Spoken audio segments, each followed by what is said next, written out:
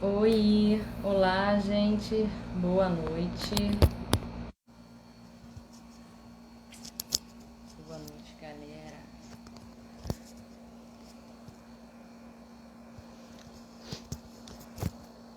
Sejam bem-vindos a mais um Bora ao Vivo. Estou me ajeitando aqui.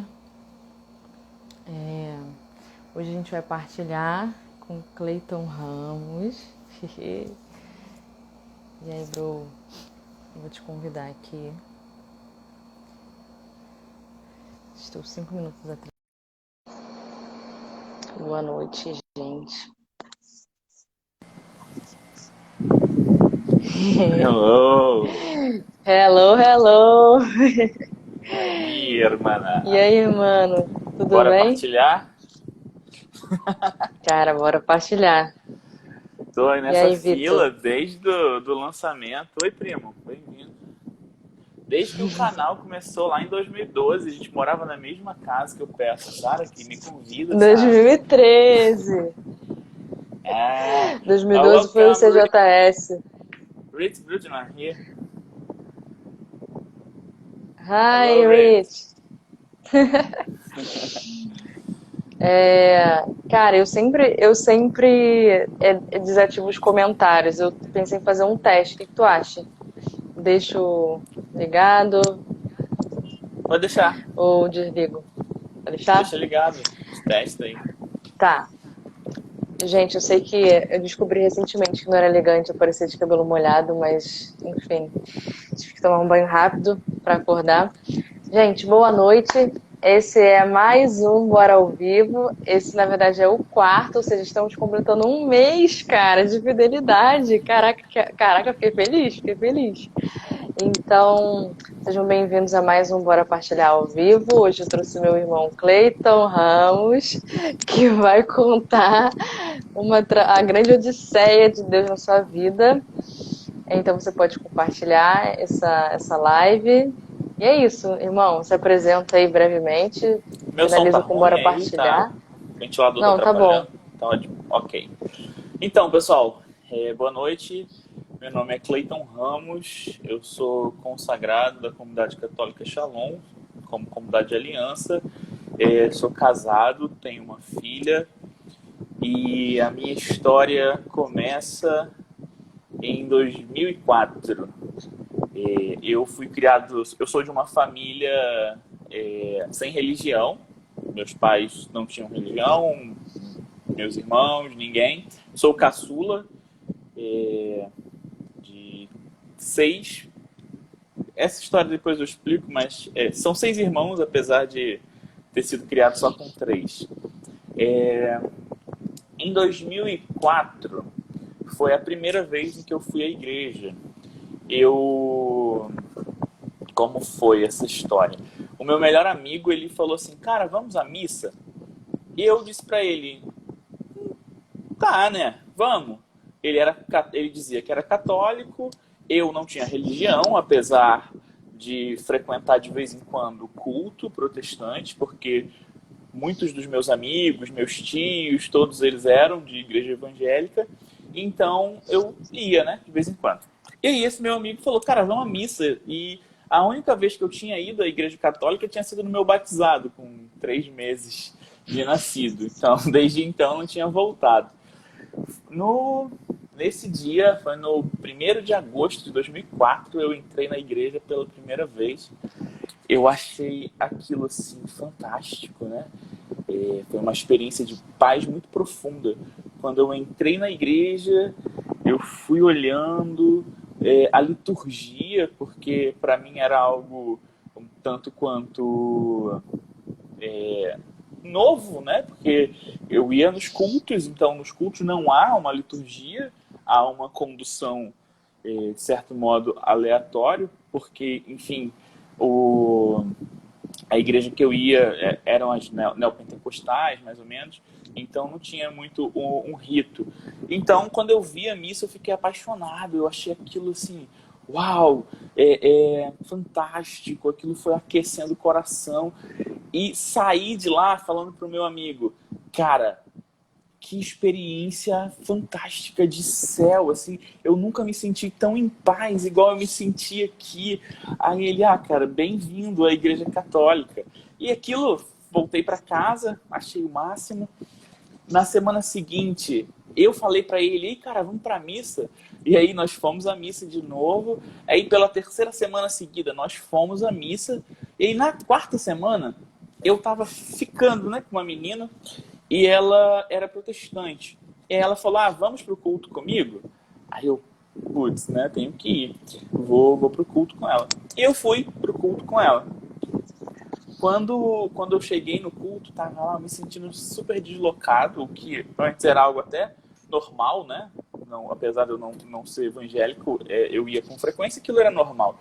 Eu comecei a me sentir deslocado e teve um momento que foi o ápice, assim, foi uma experiência mística. Teve um momento de oração, o pastor estava conduzindo um momento de oração, e aí eu fechei o olho. Quando eu fechei o olho, eu escutei, lembrando que tinha 3 semanas só que eu tinha ido à missa, só tinha ido 3 missas na vida. Então, a missa era algo que eu nem sabia direito o que era, apesar de eu estar indo toda semana, há 3 semanas. E quando eu fechei os olhos, eu ouvi o sino da elevação. Eu ouvi o sino e vi tipo, o padre elevando o Santíssimo. Nossa, assim, é muito emocionante porque foi uma experiência muito, muito forte, né? Eu abri o olho assim, eu ajoelhei no meio do negócio, assim, ajoelhei, só eu ajoelhado, ajoelhei, rezei, como se eu realmente estivesse na missa na hora da elevação. Quando eu abri o olho, a menina que eu tava ficando e a amiga dela estavam me olhando meio estranho, assim, tipo, o que aconteceu, né? E ali eu falei, eu sou católico, tipo, eu sou católico. Antes eu não me apresentava, não tenho religião e tal, mas saí daquele culto com a certeza de que eu era católico. E nunca mais, desde então, eu voltei a um culto. E aí eu comecei a ir pra missa. Comecei a ir pra missa com frequência, toda semana. Só um parênteses, você tinha quantos anos nessa idade? 2004, eu tinha 16 anos. 2004, 16 anos. E eu comecei a ir à missa com maior frequência, às vezes toda semana, às vezes faltava uma semana, às vezes faltava um mês. Então, era um católico tipo o meu amigo, né? Porque, enfim, ele era a minha referência de católico. Então, ele ia para a missa uma vez por mês, às vezes demorava mais de um mês. Então, isso passou 2004, final ali 2004, né? Agosto, terminou 2004. 2005 inteiro nessa brincadeira de vai um mês, 2 semanas seguidas, falta um mês, até que eu comecei a sentir muita vontade realmente de ser católico e de algo além daquilo. Eu ficava assim, caramba, tem algo além, porque essa experiência de vir para a missa, me sentir em paz e voltar para casa, tá me tirando a paz. Tá me tirando a paz. Falta alguma coisa aqui nessa paz. E aí, em janeiro de 2006, dia 8 de janeiro de 2006, teve um aviso na missa. Falou assim, vai abrir turma para a primeira comunhão para adultos. E aí eu, tipo, legal, eu quero fazer esse negócio. Por quê? Eu ouvia das pessoas, assim, dos meus amigos, não, esse negócio de primeira comunhão é para criança. Inclusive, o meu amigo que me levava para a missa, ele não tinha a primeira comunhão, porque quando ele foi fazer ele passou da época que ele se mudou de cidade, e aí chegou lá em Austin, tipo, com 12 anos, e ele, não, é coisa de criança, de 8 anos, e nunca fez a primeira comunhão. E aí eu ouvia isso, de que não, é coisa que ridícula fazer primeira comunhão. E aí quando eu ouvi, na mesma frase ali, primeira comunhão para adultos, falei, eu vou fazer esse negócio. Por quê? Porque eu me sentia extremamente deslocado na hora da missa, quando todo mundo levantava. E eu ficava sentado. Tipo, todo mundo ia lá na frente, receber o pãozinho, e eu ficava sentado, bolado, né? Falei, caraca, só eu que não vou, todo mundo tá indo e tal, não sei o que, e aquilo me incomodava. Me inscrevi para a primeira comunhão para adultos. E começou no dia 5 de março. Aí a igreja era bem grande, a turma era de, sei lá, umas 120 pessoas mais ou menos. Caraca. É, Austin, né, pai? Austin é Austin. Era uma turma de mais ou menos 120 pessoas. E quando o cara foi chamando, né? O pessoal do Crisma vai entrando, não sei o quê. E eu fiquei lá sentado, parado. 2 de pausa, assim. Aí o pessoal do Crisma, aí só ficou eu do lado de fora. Aí ele, você é o quê? Eu falei, não, disseram que eu era da primeira comunhão para adultos, então eu tô esperando. Ele, não, é a mesma coisa, pode vir. Aí mandou, eu Uhum. entrei, eu nem sabia o que era Crisma, só fui, né? E segui os encontros. E aí, Deus é bom demais sempre, né? Tinha uma menina linda no turno de Crisma, ela era, putz, linda. Alice, ela ainda continua muito bonita, mas enfim, ela não me deu bola não, mas graças a ela eu tô aqui, me converti. Eu achei ela muito linda e tal, eu falei, caraca, eu quero namorar essa menina. Ela era filha do catequista, inclusive. E aí eu conheci uma outra pessoa, uma outra menina, fiquei amigo dela, Natália. Eu falei, caraca, Natália, pô, eu quero namorar com a Alice, gostei dela e tal, não sei o quê. Aí ela, vamos ver isso daí, vamos achar um jeito de apresentar vocês, mas ela é meio, né, não, não muito legal. E tá, passou uma semana, 15 dias, um mês, não sei o quê, eu interessado na Alice, falei, vou lá na casa da Natália pra conversar com ela, né? Como é que a gente pode fazer aí pra se aproximar da Alice. Estratégia. Estratégia, conceito de estratégia. De Cheguei na estratégia. casa, cheguei na casa da Natália, aí a mãe dela me atendeu e falou, não, Natália não tá em casa, Natália, isso foi numa terça-feira, Natália tá na igreja. Aí eu, vale, quem é que vai pra igreja dia de semana? Dia de ir pra igreja não é no domingo? E aí voltei, fui pra minha casa. Meio frustrado e tal. Aí na quarta-feira eu tinha compromisso, era dia de jogo, não ia sair dia de jogo. Quinta-feira eu fui de novo na casa da Natália. E quando eu cheguei lá, a mãe dela falou, não, ela tá na igreja. Aí eu, pô, todo dia vai pra igreja? Eu vou lá na igreja pra saber o que tá acontecendo. Que Uhum. história que ela vai pra igreja todo dia? Na terça tinha ensaio, hoje tem um negócio de grupo de jovem, vou lá olhar. Aí quando eu cheguei na paróquia, tinha um anexo da igreja, subi a escada e tal, tinha uma salinha e eu comecei a ouvir já do corredor o pessoal orando em línguas. E aí aquilo me chamou a atenção, porque como eu disse, eu ia a cultos das igrejas neopentecostais, que é o que tem em Austin, né? Então o pessoal fazia muito isso. Eu olhei aquilo, fiquei parado no corredor, escutando, falei, caraca, maneiro e tal. Não imaginava que tinha isso aqui. Aí, quando eu cheguei um pouco mais perto da porta, me viram, aí me chamaram para entrar na sala, participar da oração. E aí o irmão que estava conduzindo o momento de oração, ele conduziu o momento e falou assim, aqui, aqueles que desejarem fazer uma experiência mais profunda com o amor de Deus, dá um passo à frente e fica de joelhos. E, pô, eu queria, né? Nisso aí eu tinha 17 anos, isso foi abril, maio de 2006. Dei um passo à frente, fiquei de joelho, e eu e uma outra menina rezaram por mim. Não aconteceu nada, assim, nada. Terminaram, acabou o grupo, aí vieram me acolher, pediram para me apresentar, conheci todo mundo, ficou trocando ideia, não sei o que, aquela coisa toda. E aí fui para casa com um negócio diferente. Eu cheguei em casa com um negócio diferente, sabe? Tipo, caraca, alguma coisa aconteceu comigo, mas eu não sei o que é. E no dia seguinte, eu acordei bem cedo, assim, com uma vontade de rezar. E eu acordei e comecei a rezar. Comecei a falar com Deus. Tipo, eu só rezava na missa de domingo, quando tinha os momentos. Eu acordei e comecei a falar com Deus. Bom dia, Senhor. E aí comecei a falar do meu dia e tal, fui apresentando. Eu comecei a sentir essa vontade de rezar. Eu trabalhava em Madureira e eu vi que tinha uma loja, uma Paulinas, próxima ao meu trabalho.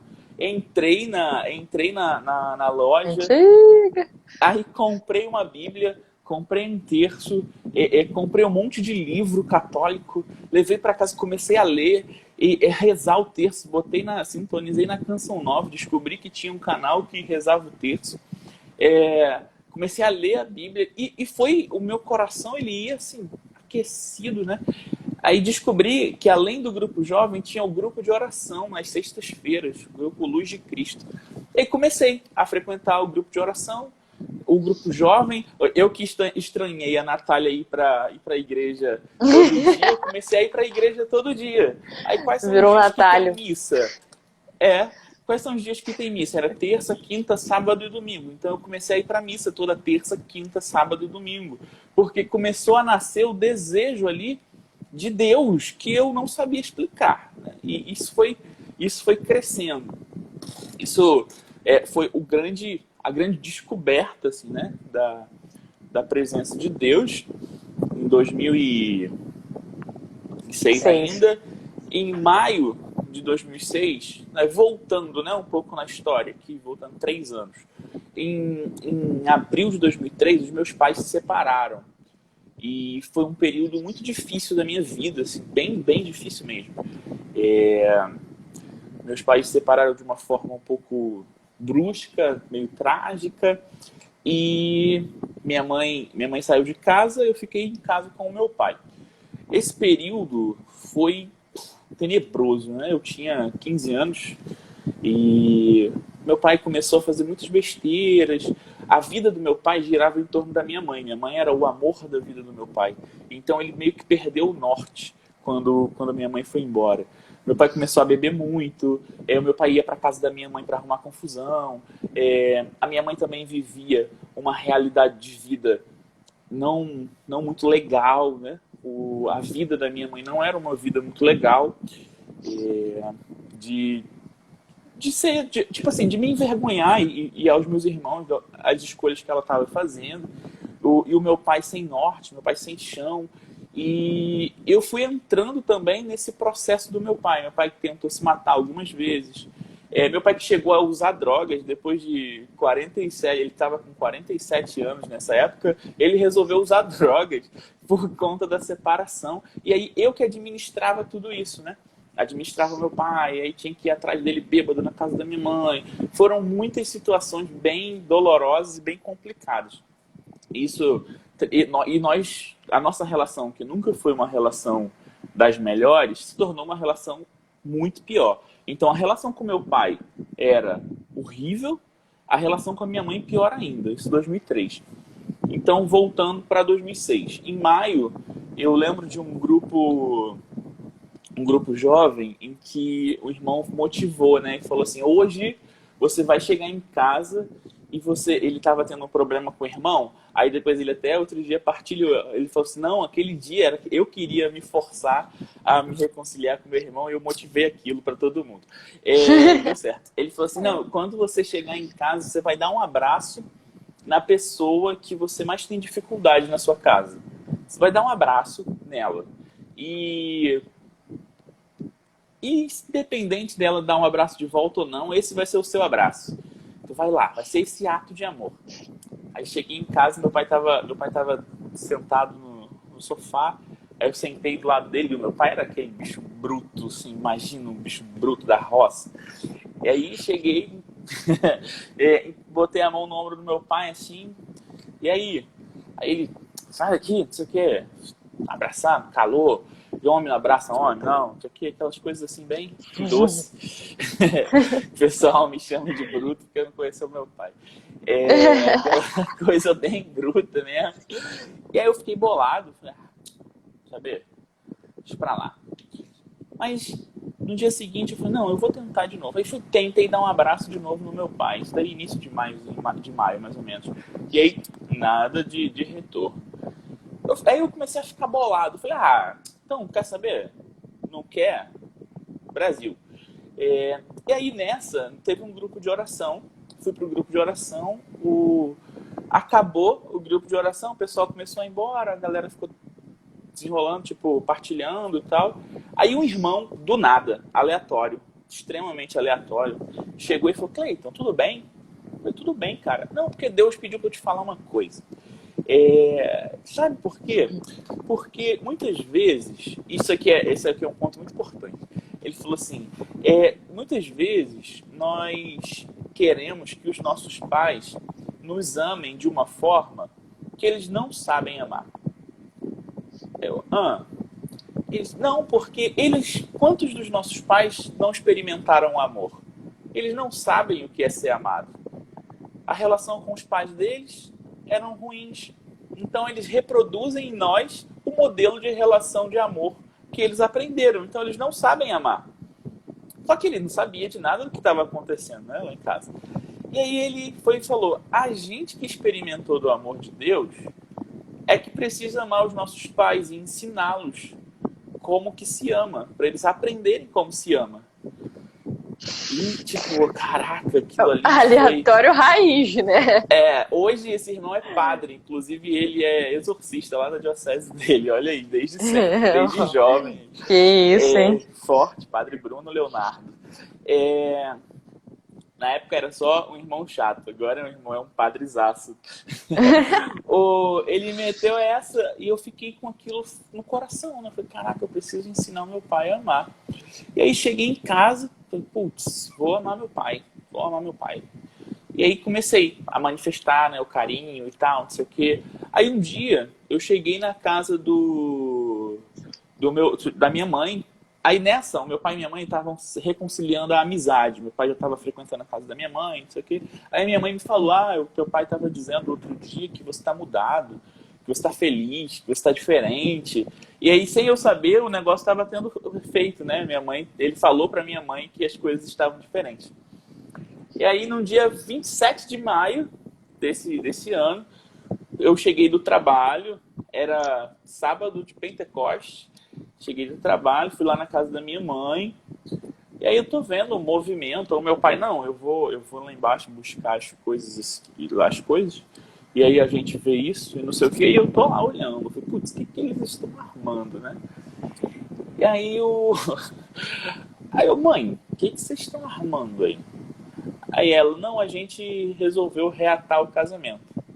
3 anos depois, eles resolveram reatar o casamento. Eu pensei, putz, que inferno. Vai ser o inferno de novo. Eu não aguento mais isso, não. Meu Deus, eu não aguento isso, não. Eles reataram. Só que aí o meu pai foi morar com ela, eu fiquei morando sozinho. Ali, 17 anos, eu fiquei morando sozinho. Eu falei, não vou.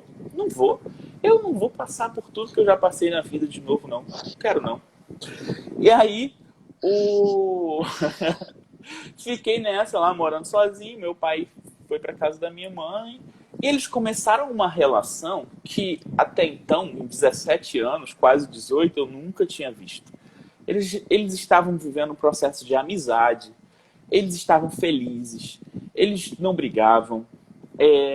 Era uma coisa que me estranhava até. Porque eu olhava e falava assim, pô, essa relação tá esquisita. Não é assim que essa relação aí funciona. Cadê os gritos, as brigas, as agressões verbais?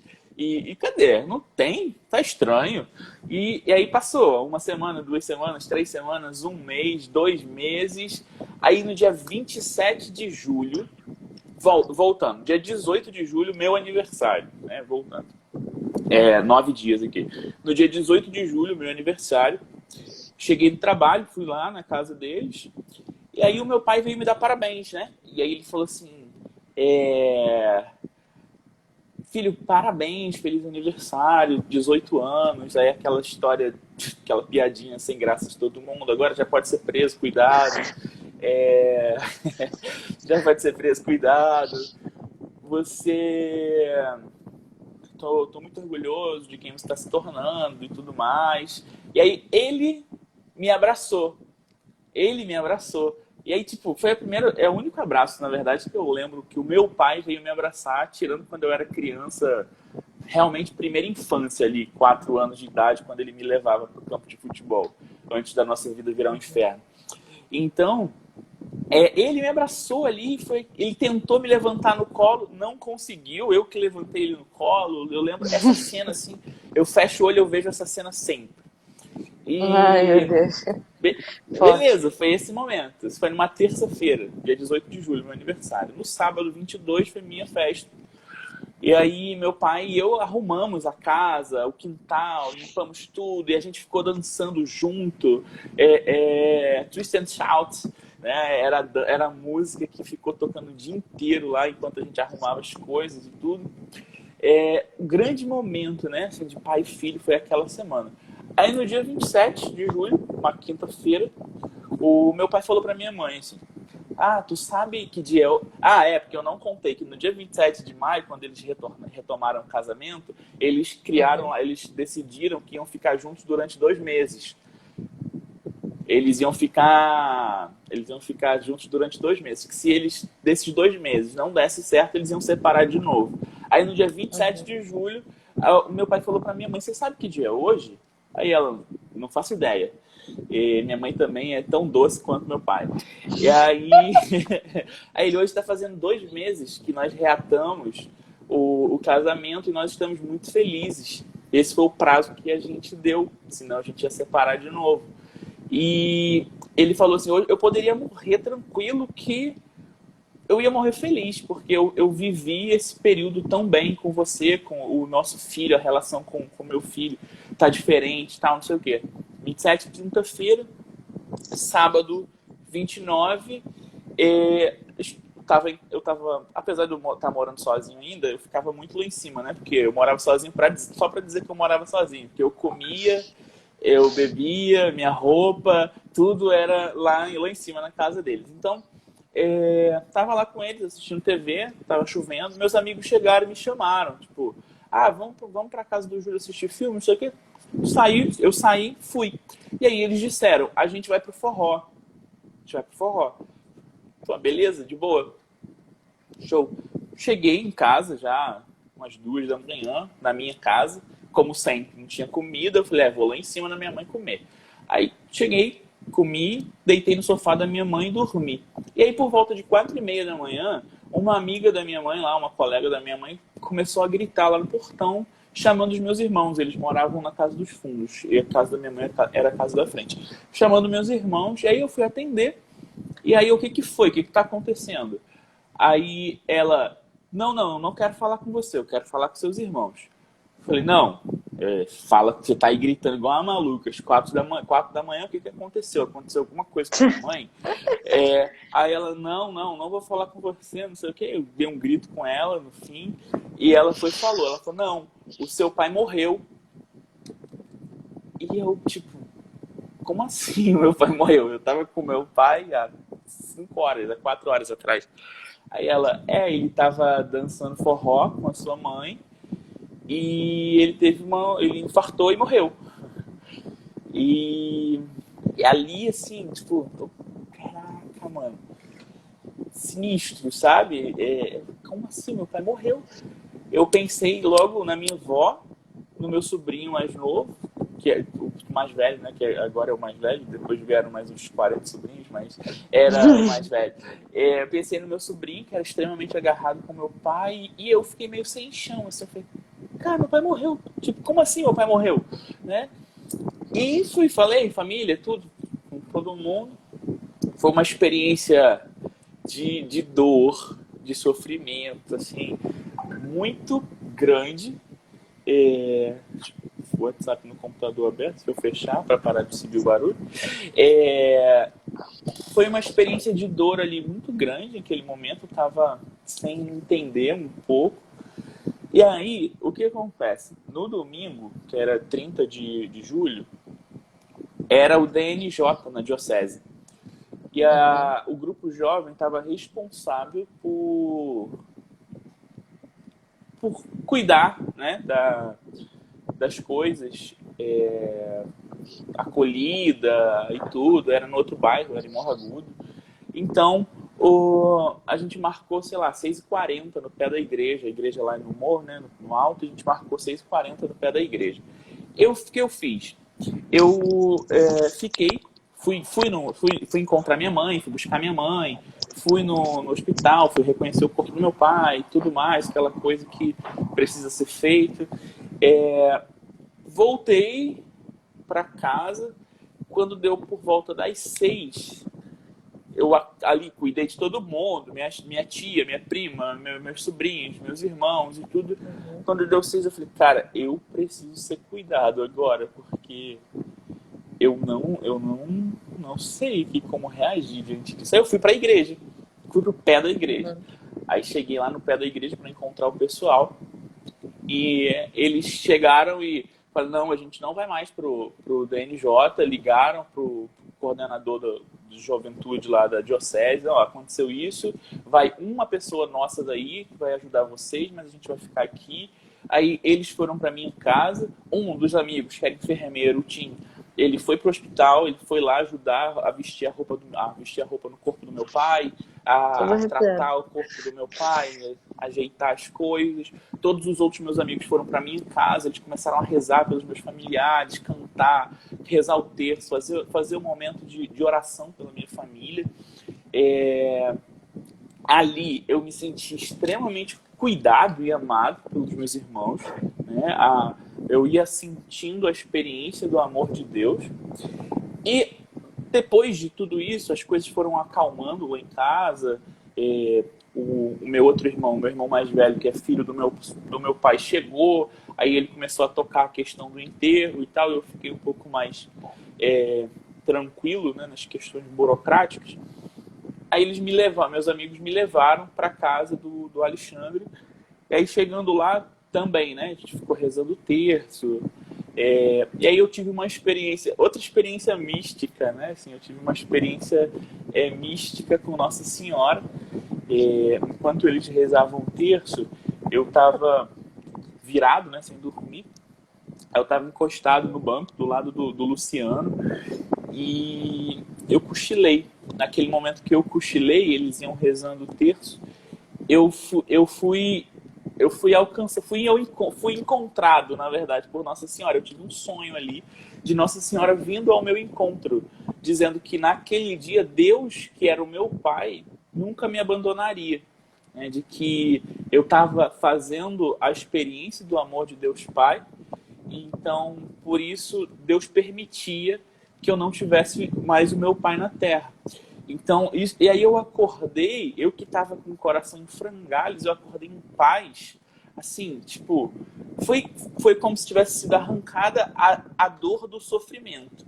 Passou a doer no sentido de, eu perdi o meu pai, mas era ali com Nossa Senhora, nesse sonho, nesse encontro com Nossa Senhora, ela foi me mostrando também todo o processo de conversão que o meu pai viveu, que não foi uma conversão, mas foi um processo de conversão, que deu a ele a possibilidade de morrer feliz. Porque eu fui aos últimos 3 anos, né, dele bêbado, dele drogado, dele tentando se matar, de todas as cartas que ele deixava, eu acordava, tinha lá a carta do meu pai. E aí eu tinha que sair de bicicleta igual um maluco por Austin caçando meu pai, onde é que ele estava. Então, eu ia vendo, fui ali naquele sonho com Nossa Senhora, eu fui vendo todo esse percurso. E aí vi o percurso dos 2 meses, né, da reconciliação dele e comigo, do nosso processo de reconciliação ali, do processo de reconciliação dele com a minha mãe, porque eles viveram em 2 meses o que eles nunca tinham vivido em 18 anos. Na verdade, 18 anos era o que eu tinha, né? Eles nunca tinham vivido em 21 anos, que eles tinham 3 anos antes de eu nascer juntos. Então, eles passaram mais de 20 anos juntos numa vida infernal. Em 2 meses, eles viveram uma experiência de matrimônio de verdade. Meu Deus. E aí, ali, nesse sonho com Nossa Senhora, eu acordei em paz. De tipo, não mais de eu perdi meu pai, mas Deus cuidou do meu pai para que ele pudesse morrer da melhor maneira, para que ele tivesse a boa morte. E o meu pai morreu dançando forró com a minha mãe. Que loucura. Que loucura, né? Ele morreu dançando forró com o amor da vida dele. Ele morreu dançando forró com o amor da vida dele. Então, quando as pessoas me perguntam qual é a data, qual é o dia da sua conversão, eu conto, né, que é 30 de julho de 2006. Foi o dia que eu experimentei do amor de Deus. Foi o dia que o meu pai morreu, mas foi o dia em que eu tomei consciência de que Deus é o meu pai. De que Deus me ama. Você ganhou um pai. Foi o dia em que eu tomei consciência de que Deus me ama.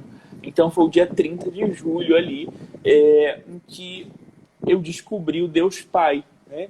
Eu descobri Deus Pai por essa experiência de Nossa Senhora, que me fez, me conduziu a fazer memória a todo esse processo, mas eu experimentei do amor de Deus Pai a partir dos meus amigos. Quem encontrou um amigo, encontrou um tesouro. Eles foram esse sinal do amor de Deus na minha vida. Eu que nunca tinha tido muitos amigos, eu tinha um amigo que foi o que me levou até então para a igreja ali, e eu não confiava nas pessoas. Eu tinha dificuldade de confiar nas pessoas. Eu vinha de uma família em que todo mundo traía todo mundo. Então, o adultério era uma coisa normal. As pessoas, enfim, passava a perna uma na outra. Um irmão passava a perna um no outro. Roubava. Mãe roubava do filho, filho que roubava da mãe, irmão que pegava a esposa do irmão. Enfim, eu vim dessa família, né? E então eu não confiava nas pessoas. E aí essa experiência dos meus amigos também foi me levando a experimentar da experiência com o amor de Deus. Porque imediatamente eles deixaram de ir para o evento, foram lá me acolher. Eu era novo no grupo, eu tinha 2 meses de grupo, de igreja, de paróquia. Me acolheram. Um deles foi lá, vestiu o corpo do meu pai, como se fosse o pai dele. Né? Vivemos essa experiência de família, de todos, né?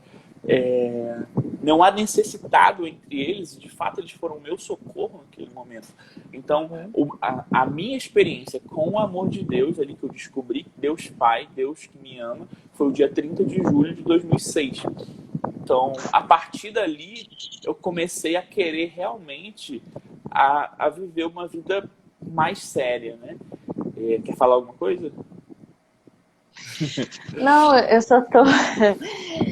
Eu só fico pensando assim. É impressionante algumas coisas, né? Primeiro, o quanto que Deus ama de maneira especial algumas pessoas, né? Porque.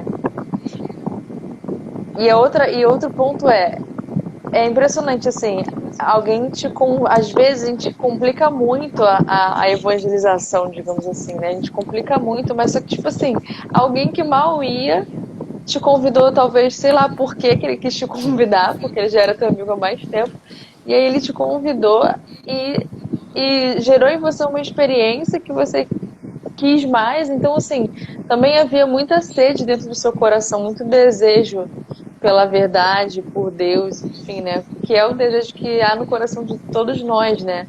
Então, assim, algo muito simples foi despertando. E assim, como Deus é simples, né? Porque Ele encontra os meios, as palavras para poder se comunicar com cada pessoa, para poder fazer com que você comparasse de repente.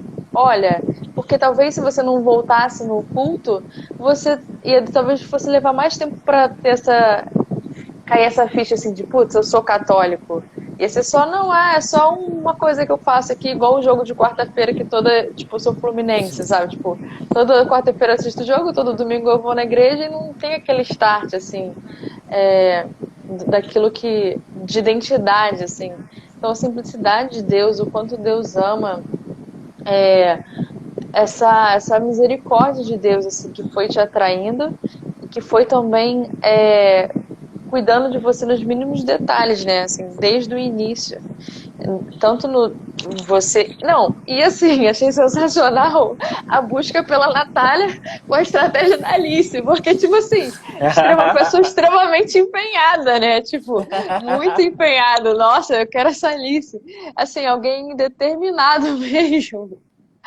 Então, assim, como característica que eu tô valorizando, né? Como característica sua, assim, de tipo, de determinação mesmo. Tanto é que depois você foi indo pro outro grupo, pro outro, foi descobrindo, ué. Mas tem missa, mas tem grupo jovem, mas tem grupo de oração. Então, peraí, eu também quero esse negócio aí, né? Tipo, foi na Paulinas, comprou o kit católico, tá ligado? A Bíblia, a terça, os livros que der no meu orçamento aqui pra eu ler. Então, assim, essa determinação também como característica, né? Mas o quanto que Deus, ele foi certeiro, assim, na tua vida, né? De te atrair com um amor muito gigante, né, cara? porque eu fico, assim, eu fico imaginando, assim, uma vida, 20 anos de inferno e depois você viver 2 meses de paraíso, assim.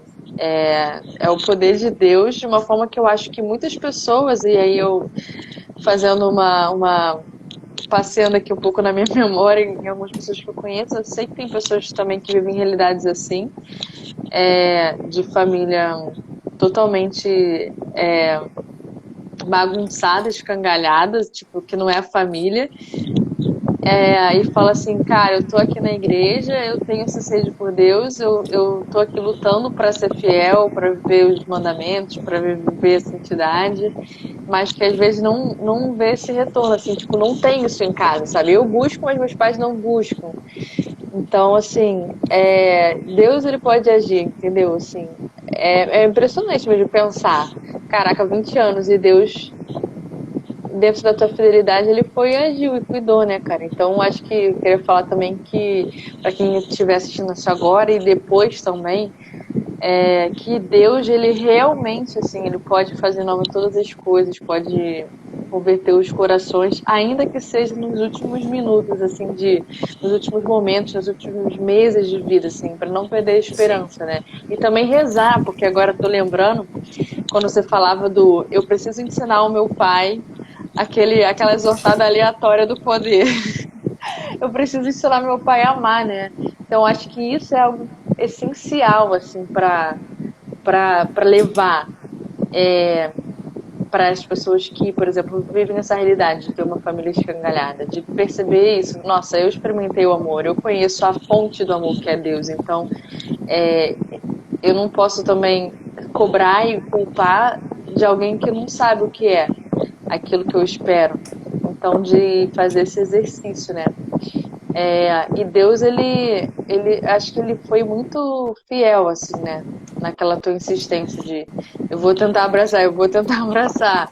Tipo assim, isso é a vida real, esse é o nosso, é o humano, é o real. Cara, existe alguém, tá aí? Tô dando meio, tá aí, né? Oi. Existe alguém que deseja, tá me vendo, né? Deu uma falhadinha. Existe alguém que deseja Deus vai e fala, faz isso. Aí você vai e deseja amar. Aí quebra a cabeça, quebra a cabeça. Fala, mano, não aguento mais. E aí depois Deus vai lá e fala, não, não, mas espera aí. Vai, continua. Ou seja, é uma pedagogia muito nítida, né? E aí, nesse continua, ele vai fazendo outras coisas também que depois você nem percebe. Você fala, caraca, como assim meus pais estão voltando? Então, assim, são Exatamente. sementes que você vai lançando sem perceber, né? A obediência a Deus, o quanto é forte. Tem uma frase do Canto das Ilhas, né? Que não há condição humana que não possa ser transformada pelo amor. Não há condição humana que não possa ser transformada pelo amor. E essa frase, inclusive, foi rema durante muitos anos da minha vida, e até hoje, né? Porque pós esse momento de conversão e de experiência do amor de Deus, começa uma nova jornada bem interessante de conversão um pouco mais embaixo, né? De aprender a ser gente, aprender a me relacionar, como se relaciona com as pessoas, né? Como ser amigo das pessoas, como, como, como amar todas as pessoas, enfim, como aprender a ser família. Logo depois da minha experiência ali com a questão do meu pai, eu fui na Canção Nova no mês seguinte, e aí eu fiz a minha experiência também de ser igreja, no sentido de entender a universalidade da igreja. Caraca, a igreja é muito maior do que a paróquia, olha que legal, né? Até então eu pensava, né, tipo, meu Deus, a paróquia é incrível, não sei o que, eu descobri a igreja e comecei a me aprofundar e tudo mais, porém, como diz o Joseph Kingler, a vida é uma caixinha de surpresas, né? Eu, eu vivi uma experiência ruim dentro do grupo jovem no final do ano, desse ano, porque a pessoa que estava um pouco mais à frente, o coordenador saiu porque ele foi para uma comunidade chamada Comunidade Shalom. Ele ingressou na comunidade e saiu do grupo jovem. Aí assumiu uma outra pessoa que acabou vivendo uma situação de pecado mortal e pecado público, e isso foi meio que um choque, né, para quem está chegando, aquela experiência de decepção. E eu acabei me afastando um pouco também do grupo. Me afastei, parei de ir à missa, comecei a questionar a Deus, no sentido de, eu achava aí que era tudo na moral, de boa e tal, aí o Luciano foi embora. Aí essa situação aconteceu da coordenadora do grupo que, dizia que a gente não podia nem ficar perto das meninas e ela agora aparece grávida do noivo. Então, o que está errado e tal. Eu me afastei um pouco, vivi a experiência de abandonar Deus, passei um mês sem ir à missa, em pecado, vivendo situações bem tenebrosas.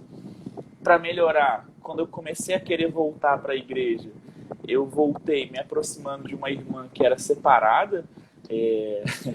Ela era casada, mas estava separada, então ela me chamava para rezar o terço de manhã e a gente caminhava rezando o terço e tudo. Acabou que a gente começou a namorar escondido. Eu com 18, ela com 33, 3 filhos e casado. Fui buraco dentro do pecado, né? Experiências bem, bem ruins, mesmo depois de já ter experimentado o amor de Deus, eu ainda não tinha feito essa experiência de decisão, né? Até que em 2017, dezembro de 2017, eu, assim, por mais que eu estivesse vivendo essa experiência de pecado, eu queria voltar. Falei, cara, eu preciso dar um jeito de voltar, porque do jeito que tá muito ruim. Aí o Dom Taveira me acompanhou um tempo por e-mail e tal, mandava e-mail para ele partilhando das minhas crises. E aí tinha a crise vocacional de que eu queria responder a Deus, mas eu queria também ficar no pecado. E aí eu não queria ficar na paróquia. E aí eu comecei a virar arroz de retiro, ia para tudo que tinha de evento católico na diocese, no Rio. E aí comecei a fazer esse processo, ainda vivendo a vida de pecado. Até que fui num retiro, era um encontro estadual de pregadores da RCC, aleatório. Assim. Fui lá nesse encontro estadual de pregadores, aí encontrei um padre Luciano, falei, padre, eu quero me confessar. Falei, padre, a situação é essa, estou no pecado e tal, porque... Aí ele, e por que tu quer sair do pecado?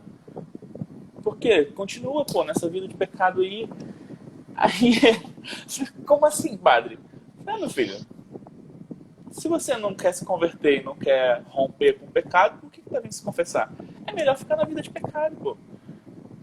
Para de ficar mentindo pra você, de ficar vivendo 2 vidas.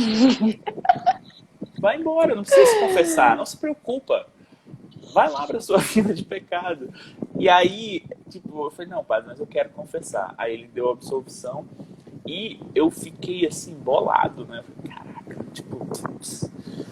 realmente, eu quero sair da vida de pecado, mas eu não quero sair da vida de pecado. Eu quero dar um sim pra Deus, mas não quero sair da vida de pecado. E aí, naquele dia, eu cheguei em casa, fui na casa da moça, né? E falei pra ela, cara, olha, não dá. Eu não vou assumir você como minha namorada. E a vida que a gente leva não vai pra lugar nenhum. Você é casada, você tem filhos. Eu tenho 18 anos, você tem 33. Eu acho que eu não consigo dar conta dessa relação. E porque eu gosto muito de você, eu acho que é melhor a gente parar por aqui. E aí fugi dela. Eu comecei a fugir. Eu falei, caraca, não, eu não posso mais viver essa vida. E aí, logo depois veio a Camps. E eu não gostava do Shalom. Enfim, o Shalom levou a pessoa que rezou por mim lá naquela salinha, né? Quem quer uma experiência mais profunda com Deus deu o passo à frente. Então, essa pessoa foi pro Shalom. Então, eu tinha raiva do Shalom. Ele levou ele e tal. Enfim, eu não queria ir pro Shalom, mas teve o Acamps. E aí eu fui pro Acamps. E no Acamps... 2007. Você já tinha se crismado ou tua crisma foi 2 anos? Sim, eu me crismei em 2006. Foi lá, eu né? Também. Foi no Primeira Comunhão para Adultos que eu descobri que era crisma, tudo junto. Uhum. E aí eu fui para Campos, dezembro, 26 a 30 de dezembro de 2007, a data mais kamikaze, mas ao mesmo tempo a melhor data de Campos. E aí nessa semana de Acampos, eu fiz a experiência, antes eu tinha feito a experiência de Deus que me amava. No Acamps, eu fiz a experiência do Deus que era meu amigo. Foi muito interessante, porque a experiência que eu descobri, o Deus que eu descobri no Acamps era o Deus meu amigo. E que ele me chamava, né? O Deus meu amigo que me chamava a segui-lo. E aí, ali, por mais que eu tivesse raiva do Shalom, eu saí do acampamento com a certeza de que eu tinha que ficar no Shalom. Porque meu coração queimava, né? O coração ardia e tal. E eu saí do Acamps determinado, né? Tive o acompanhamento com o Darlan, que era quem coordenava o projeto de juventude na época. E aí o Darlan falou assim: Cleiton, não se preocupe, eu vou ser o seu acompanhador, tu vai trilhar o vocacional, eu vou te acompanhar, tu vai ver, vai ser um ano incrível, não sei o quê. E aí o Darlan, o que acontece? Um mês depois, Foi transferido. Foi transferido, né? Enfim, mas aí eu entrei no Shalom e fui descobrindo a amizade com Deus, fui descobrindo a vida de oração, fui descobrindo que o Deus meu amigo realmente era meu amigo e eu podia construir essa relação de amizade. Trilhei um caminho do ano vocacional, de descoberta também de quem eu era. Fui encontrando comigo mesmo, que era um processo muito doloroso, né? Viver uma vida desordenada durante a vida inteira, desordenada em todos os sentidos, né? Não só simplesmente o Cleiton desordenado, mas desordenado dentro de toda a estrutura desordenada da minha família. Isso deixa marcas. Então, eu era uma pessoa ainda sou uma pessoa extremamente difícil, mas eu era mais, imagina só como eu era há 13 anos atrás, se eu sou difícil hoje, né? Um salve para os irmãos aí que têm dificuldade comigo. Obrigada. Agradeço a Deus. Não, eu não tenho, não. Então, assim, esse processo de conversão, que foi o processo também aí agora já de descoberta de quem eu era, né? De encontro com a minha identidade. Aí, em 2008, trilhei todo o ano vocacional, grupo de oração. 2009 fui em missão, vivi uma experiência de morar na comunidade de vida por alguns meses. Foi uma experiência difícil também, como dizia uma amiga minha, era luta contra espelhos, né? Todos os dias eu enfrentava o pior de mim, em mim e nos meus irmãos. E isso foi um período de amadurecimento também, desafiante. 2010, 11, aí finalmente 2011 foi o vocacional em que eu ingressei, mandei carta, ingressei em 2012, dia 7 de abril de 2012 foi o dia que eu ingressei na comunidade. 4 anos de postulantado, né, ainda muito a fera, né, que estava lutando para se tornar homem. Muitas vezes eu queria ser a fera de pé e não homem. E ainda vivo, né, todas essas lutas aí interiores bem desafiantes. Eu lembro de uma visualização, numa formação pessoal, em que o meu formador teve a visualização de um cachorro todo machucado. Ele dizia, né, o Senhor me dá a visualização de um cachorro ferido, um cachorro todo machucado.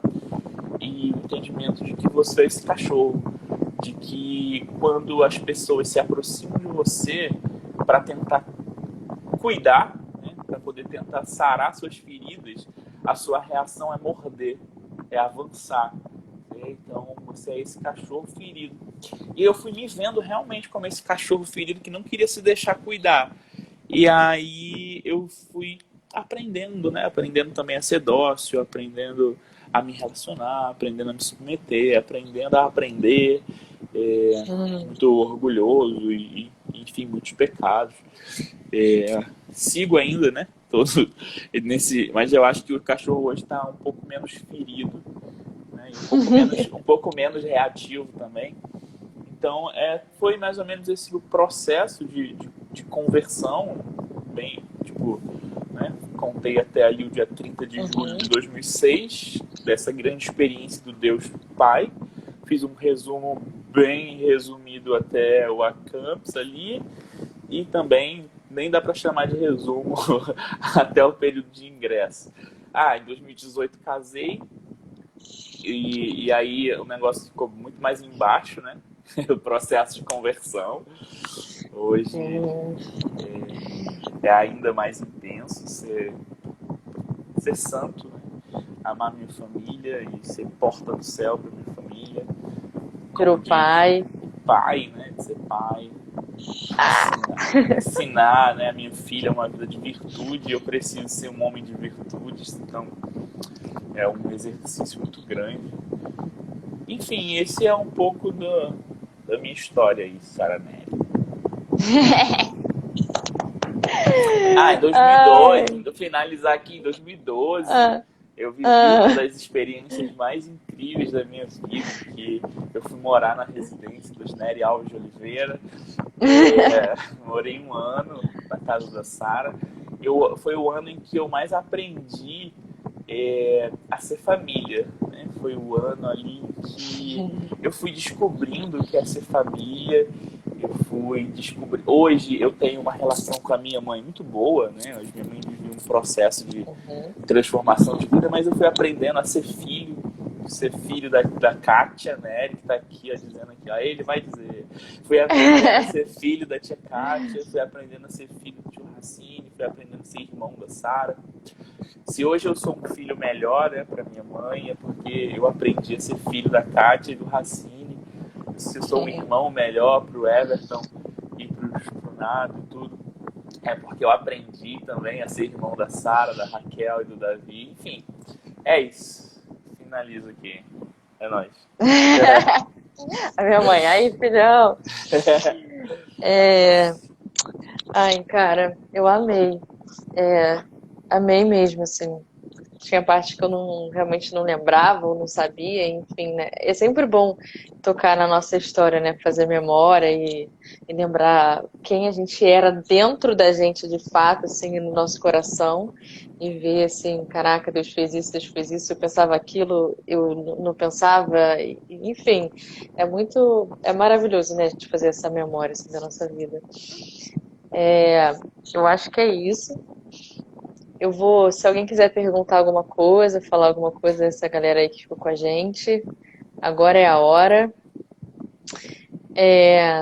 Foi uma experiência incrível também, você morar com a gente, né? Foi a cota do Davi. Sempre falo, cada um teve uma cota. Aí você foi a cota do Davi, Raquel da Fran, eu da Bruna, né? Então, é, ai, cara, enfim, eu fico muito feliz porque a gente já é irmão há bastante tempo, já se conhece há bastante tempo, desde quando eu entrei no Shalom a gente já se conhece. Na verdade, eu nem sei, nem lembro direito quando foi a primeira vez que a gente se viu, como a gente começou a se falar. Enfim, é como quase desde sempre, assim, é tipo Shalom, Cleiton, Sara, Davi, Raquel. Mas eu quero te agradecer pela sua partilha. Fala aí que hoje, tipo assim, Deus te tirou lá de Austin, né? Pra quem não conhece, é na Baixada da Baixada da Baixada Fluminense do Rio. É um lugar, assim, extremamente longe. Assim, é o fim do mundo do Rio de Janeiro, praticamente. Com todo respeito a quem mora em Austin, mas quem mora sabe que é. Favela E venceu. Deus te tirou de uma família toda, toda recortada, toda doida aí que você falou. Um lugar. Pode vir coisa boa de Austin, né? Pode vir algo bom de Nazaré.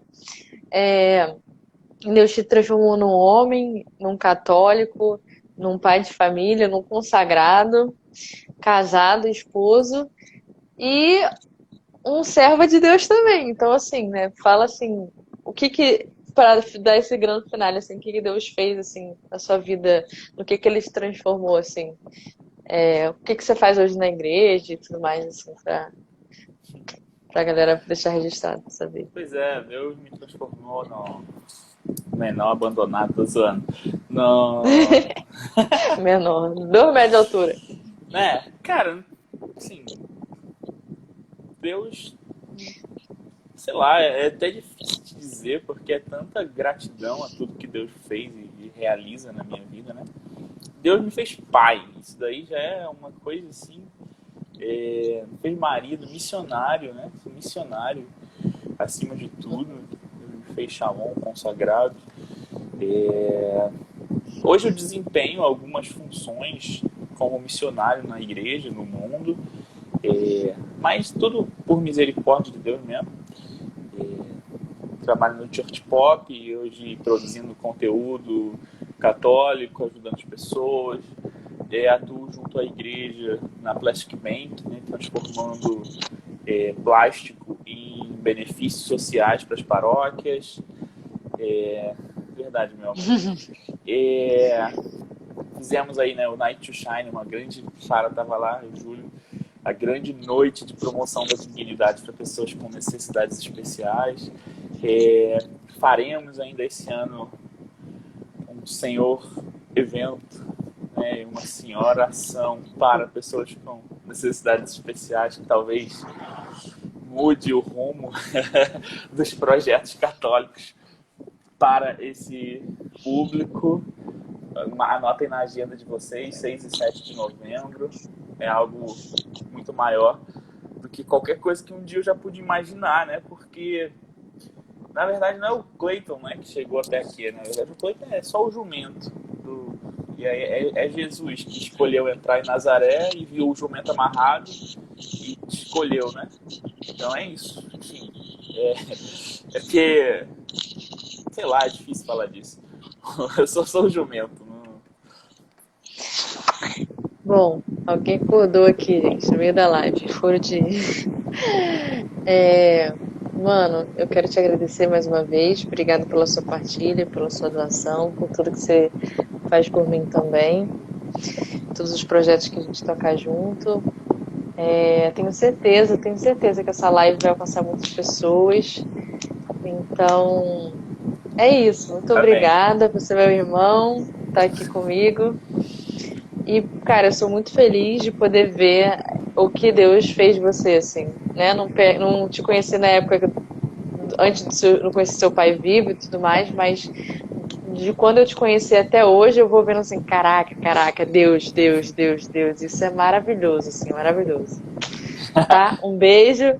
Fica com Deus. Lembra daquela partilha, né?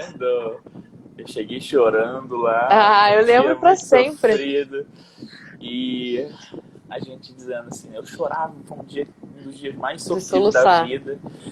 E a Sara dizia, irmão, esse sofrimento todo é pela evangelização, é pelas pessoas que não conhecem a Deus, é pelas almas que nesse momento estão se perdendo nas drogas, na bebida, pelas famílias destruídas, acredita? E aí hoje estamos aí, né? 9 anos depois, colhendo os frutos. Porque, enfim... Eu falava assim, tá doendo, Deus vai ter que fazer muita coisa. Exige de Deus que faça muita coisa. Tipo assim, não pensa pequeno não, Deus vai fazer coisas grandes, vai ser grande. Eu falava isso, não vai ser grande, vai ser grande. E foi, né, cara, e foi. E foi. Pois é, tá sendo. No final, assim, pra terminar, deixar aqui uma frase de efeito, não é só frase de efeito, não, tô zoando. É um rema, assim, até que me guia em muitos pontos, né, de que a cruz, tipo, o sofrimento, ele é real, né? Mas o sofrimento unido à cruz de Cristo, ele é fecundo. Então, a gente pode simplesmente sofrer ou pode sofrer unido à cruz. E é isso, termino aqui. Eu vou te dar. Boa noite, Sara Nelly. Boa noite, Lino Brito. E o pessoal que ficou até agora também. Shalom. Beijo, mano. Tchau. Tchau.